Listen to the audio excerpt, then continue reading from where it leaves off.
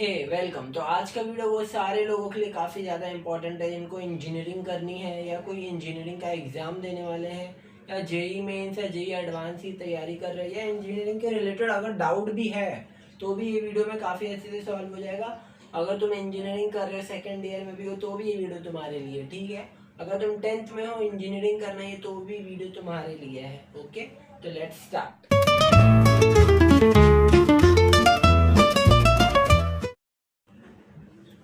First, engineering क्या होता है? देखो, इंजीनियरिंग एक 4 साल की डिग्री है। इंडिया में काफ़ी ज़्यादा पॉपुलर है। इंडिया में 9-10 लाख इंजीनियर हर साल प्रोड्यूस होते हैं। 4 साल का कोर्स होता है, या तो बीई करो या बीटेक करो, तुम्हारे ऊपर है, ठीक है। और लोग पूछते हैं क्या बीई और बीटेक में कुछ डिफरेंस होता है, लेकिन डिफरेंस कोई नहीं होता। हाँ, बीई और बीटेक में कोई डिफरेंस नहीं होता। कुछ लोग तुम्हें बोलेंगे डिफरेंस होता है, लेकिन कोई भी डिफरेंस नहीं होता। तुम बीटेक के बाद बहुत कुछ कर सकते हो, एमटेक कर सकते हो, मास्टर्स मतलब, और पीएचडी कर सकते हो, एमबीए कर सकते हो, ठीक है, बीटेक के बाद। या तो और इसके अलावा अगर तुमने 4 साल की बीटेक कर ली है तो इसके बाद तुम जॉब कर सकते हो, या तो ये कर सकते हो जो मैंने लिखा है, या तो तुम घर पे रह सकते हो नल्ले, ठीक है। तो कॉलेजेस कौन से होते हैं? देखो, सबसे पहले आते हैं आईआईटीज। आईआईटीज मतलब इंडियन इंस्टीट्यूट ऑफ टेक्नोलॉजी, जो काफ़ी ज़्यादा फेमस होता है। आईआईटीज का बंदा है, आईआईटीएन है, ठीक है। ये आईआईटी उन लोगों को ही बोला जाता है। फिर आता है NITs, national institute of technology, जो गवर्नमेंट कॉलेजेस होते हैं, ठीक है। फिर आता है स्टेट गवर्नमेंट का कॉलेज, जैसे महाराष्ट्र का कोई कॉलेज है, कर्नाटका का कोई कॉलेज है, ठीक है। फिर आता है प्राइवेट यूनिवर्सिटीज़, ठीक है, प्राइवेट यूनिवर्सिटी जो खुद से चलाते हैं, ओके। तो ये 4 टाइप के हैं, और भी काफ़ी सारे टाइप के होते हैं, डीमेड होते हैं, लेकिन ये मेन मेन है जो तुमको नॉलेज होनी चाहिए और जिसमें तुम्हें एडमिशन लेना चाहिए, ठीक है। अब इसमें भी और काफ़ी सारे डाउट्स निकलेंगे, चिंता मत करो, सब बताऊंगा। अब पॉपुलर कोर्सेज, देखो इंजीनियरिंग में तुम जाते हो, तुम्हें अच्छा अगर रैंक आता है तो तुम्हें अच्छा ब्रांच मिलेगा। और कोई कोई बोलता है मेरे को अच्छा मार्क्स आए, लेकिन वो फिर भी दूसरी ब्रांच लेता है क्योंकि उसको उसमें ज़्यादा इंटरेस्ट हो सकता है। हाँ, तो मेन बात ये है कि इंजीनियरिंग अगर तुम करना चाहते हो, कोई एग्ज़ाम तुमने क्रैक कर दिया है, उसके बाद तुम्हें ऑप्शंस मिलते हैं कि कौन सा ब्रांच चाहिए। तो फिर भी मैं वो तो बताऊंगा ही कितना ब्रांच है, और मैंने इसको लिस्ट से बनाया कौन सा ब्रांच ऊपर है कौन सा नीचे है, ठीक है।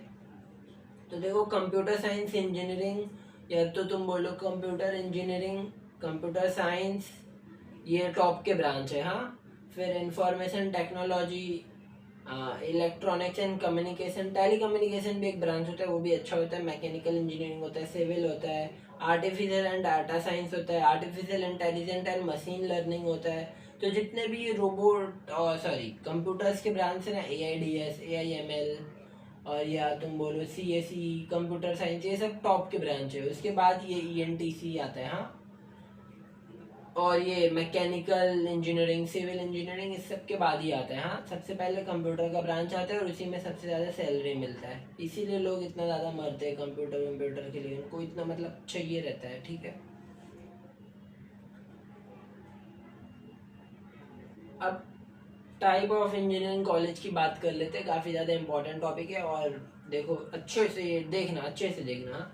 सबसे पहले आता है IITs, Indian institute of technology. Currently 2025 में 23 IITs है। फिर आता है NITs, national institute of technology, 31 है। फिर आता है IITs, Indian institute of information technology, जो है 25+।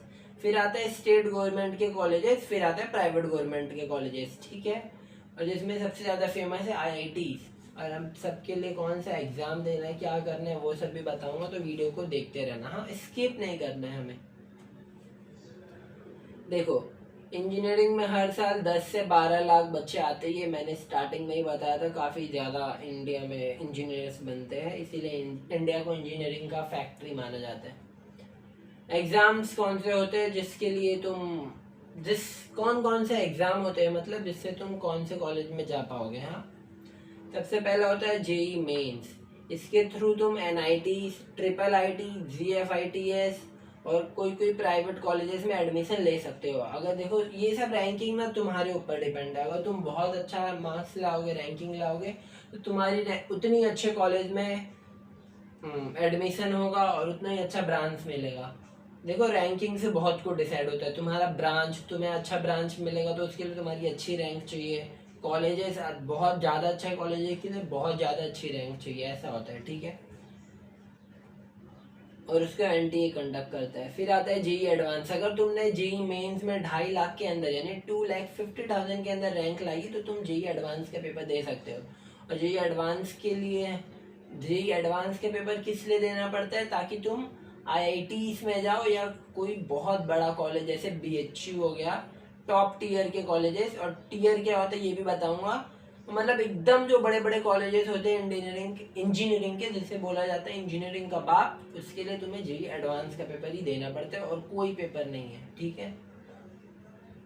और ये तुम तभी दे सकते हो जब तुमने जेई मेंस में 2.5 लाख के अंदर रैंक लाई है, ठीक है। फिर होता है एमएसटी सीईटी। ये महाराष्ट्र की गवर्नमेंट कंडक्ट करती है महाराष्ट्र के कॉलेजेस के लिए। ऐसा नहीं है कि महाराष्ट्र है तो उसमें सिर्फ महाराष्ट्र का कॉलेज ही है, उसमें पूरे इंडिया जेई के कॉलेजेस भी है महाराष्ट्र में, ठीक है।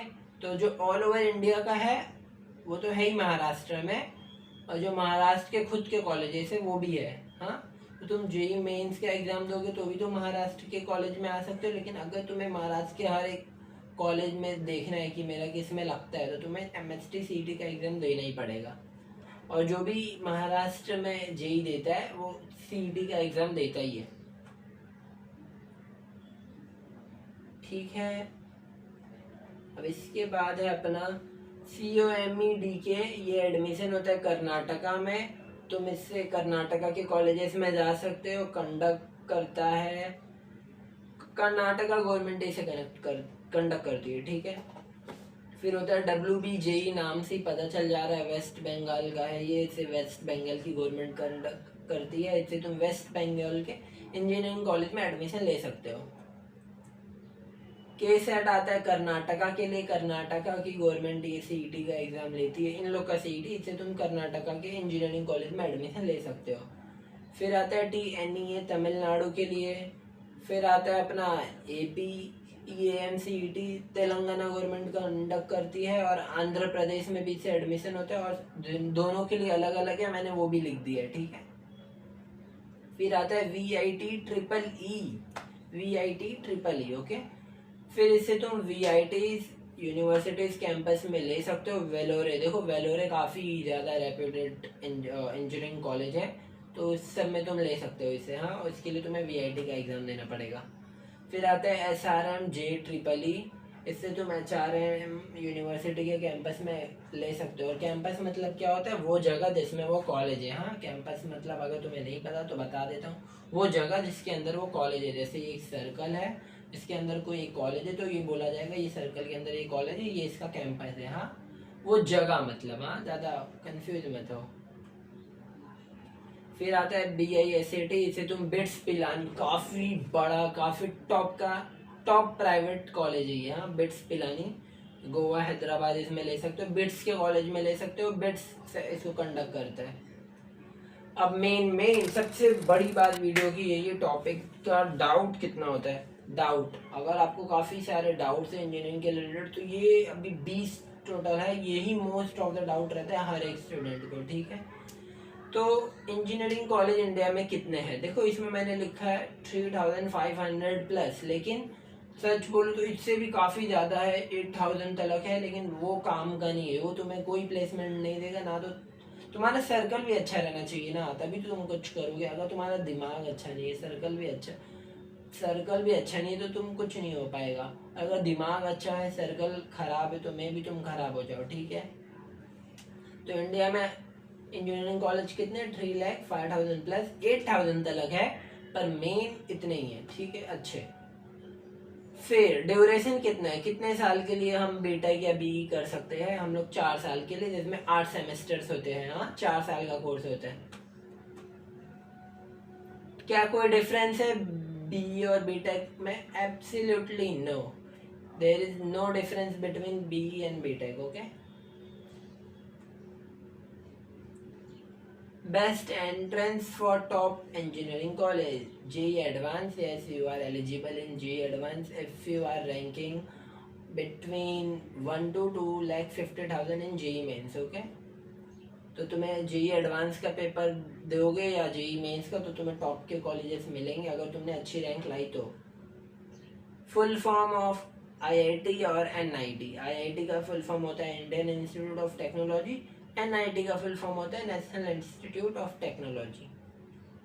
सबसे ज़्यादा सैलरी के ब्रांच में होती है. सबसे ज़्यादा सैलरी कौन से इंजीनियरिंग के ब्रांच में मिलती है? देखो, ब्रांच कोई कोई नहीं समझता है. देखो, इंजीनियरिंग होती है ना, बहुत टाइप की होती है.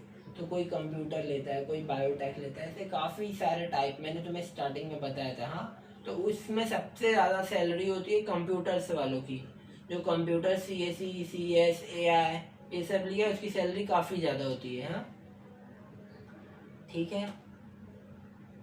Can we change our branch after first year? Yes, you can change your branch after first year. Minimum eligibility क्या होती है? 12th में आपका PCM होना ही चाहिए, जिसमें मैथ्स तो कंपलसरी है ही और फिजिक्स और केमिस्ट्री भी कंपलसरी है.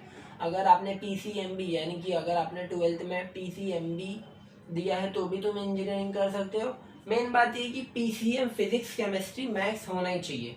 नहीं मिलेगा तो तुम्हें बहुत प्रॉब्लम हो सकती है. बहुत कम कॉलेजेस होते हैं जो जिनके मैथ्स के बिना वो लेते, बहुत रेयर होता है. हाँ, PCM तुम्हारे 12th में रहने चाहिए और तुम 12th पास रहने चाहिए. हाँ, और JEE मेंस के पेपर के लिए तुम्हें 75% लाना है. अगर तुम 75% लाए तो ही तुम JEE मेंस के लिए एलिजिबल हो. मैथ्स कंपलसरी है. यस, मैंने इसमें लिखा भी है, एक्सेप्ट भी लिखा है बायोटेक्नोलॉजी के लिए, क्योंकि बायोटेक्नोलॉजी बायो में आता है, उसमें मैथ्स का कोई काम नहीं है. सिर्फ इंजीनियरिंग बायोटेक्नोलॉजी में ही बायो मैथ्स नहीं लगता. ठीक है, अगर तुम्हें इंजीनियरिंग बायोटेक्नोलॉजी करना है तो उसमें मैथ्स अगर तुमने 12th में नहीं किया है तो भी चलेगा. ठीक है.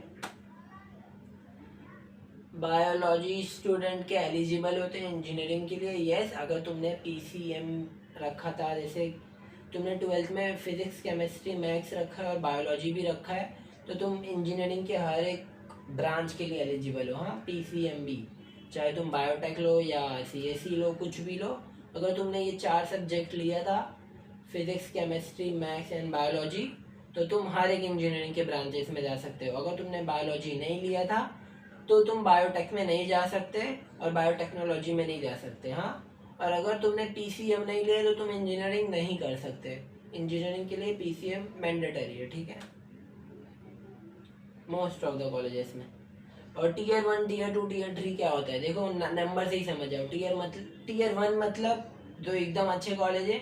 Tier 2 मतलब जो मीडियम कॉलेजेस है. Tier 3 मतलब जो एकदम नल्ले कॉलेज है. हाँ, तो जो अच्छे कॉलेज नहीं है वो Tier 3, जो मीडियम है Tier 2, जो एकदम अच्छे है वो Tier 1.